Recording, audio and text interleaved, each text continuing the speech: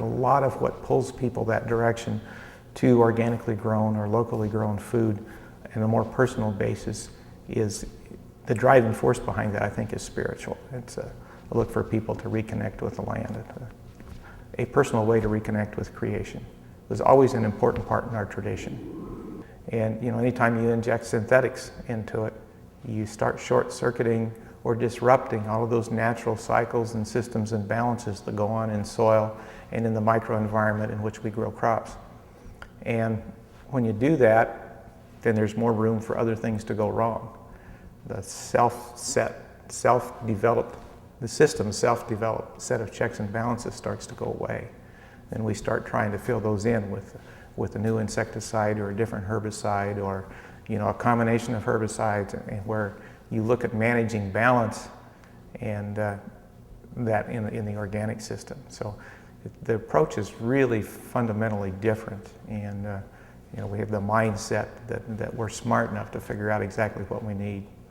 And if you look at our history in agriculture, we make those assumptions as we develop, and we've continued to get ourselves in trouble through the generations. And as we continue to innovate and try to be more clever with what we do, we end up doing more things we never intended than we did that really helped remedy the situation we tried to address.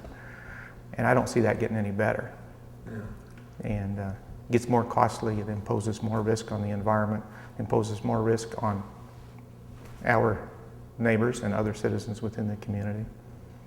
Look at the cancer rates in production areas that are tied directly to certain chemical use regimens and that kind of thing. And those are getting broader based and harder to measure all the time. Right.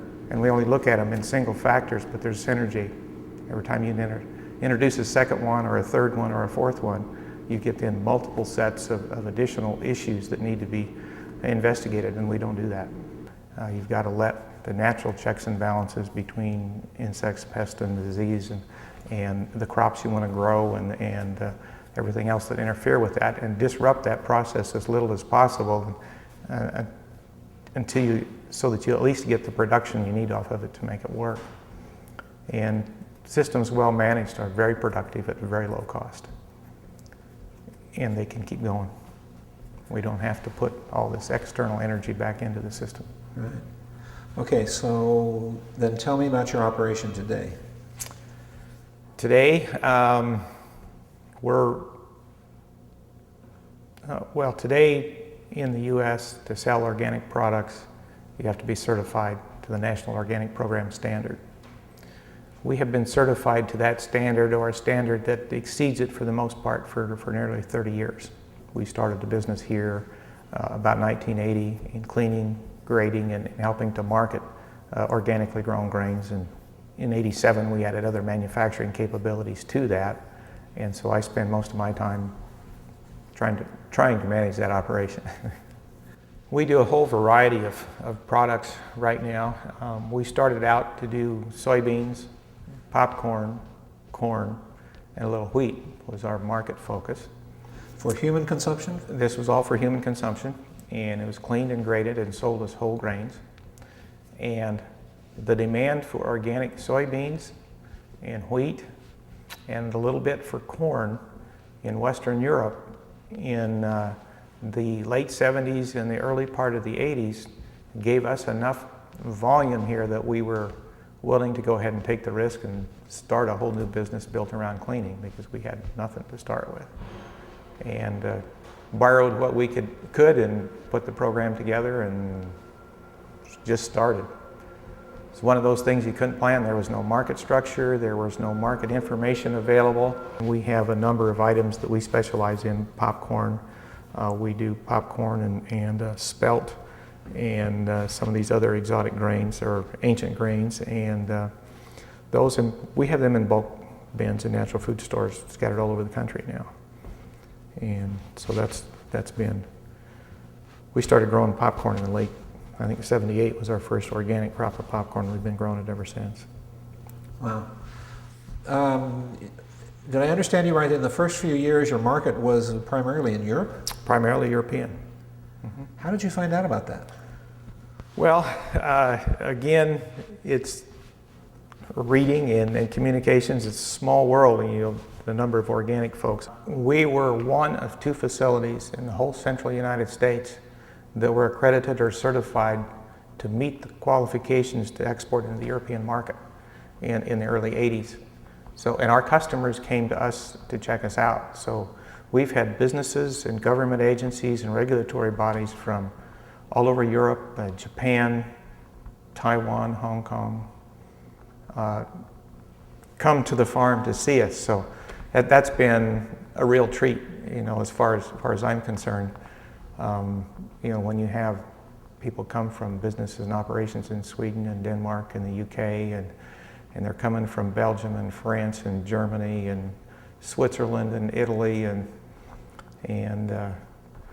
Japan and Taiwan and Hong Kong, and I mean, they came here, and part of the reason they came to the United States was to see you. That's kind of nice.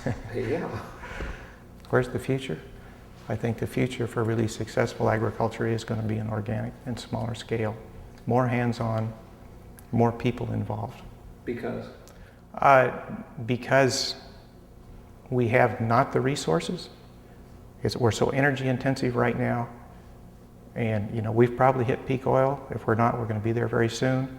Right now, the demand for oil and fossil energy is greater than our ability to produce and is increasing. So price is going to go nowhere but up.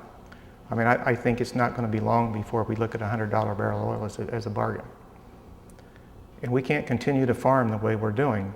Everything we do is so totally energy dependent. I mean, all of our fertilizers are fossil fuel based.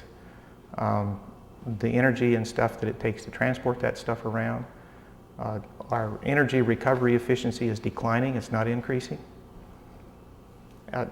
Just the simple energy equations tell me that we can't continue to do what we're doing, and we can't make it energy efficient enough to do that. And biofuels, our whole approach to looking at biofuels right now is dependent upon maintaining the kind of fertility that we've maintained with input of fossil fuel energy. Where I don't understand how that adds up. It doesn't in my little head. And so I don't see that that's a possibility. I think we have to really work at doing things in a very holistic way on a smaller scale, which is much more energy efficient.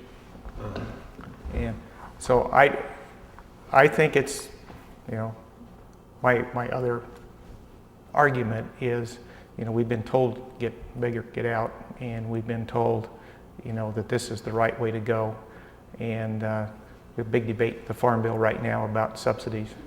But my simple question is, if you're as efficient as you claim, you ought to be turning the subsidies down. You shouldn't need them. And the folks in organic agriculture that have developed have by and large gone without them because they didn't qualify for them. And when you look at across the board, across the country, they're more than competitive on yields. They're more than competitive on returns, and the demand is there. The research right now is telling us that we run on average 40 to 90% greater nutrient density in material that's organically grown. So why wouldn't you buy one apple that tastes good as opposed to 2 that don't for the same amount of nutrition? But all of those things, they just continue to add up on each other, and we've taken such a small view of what we're doing, and we need to be a lot more holistic and a lot broader based in our thinking and our decision making.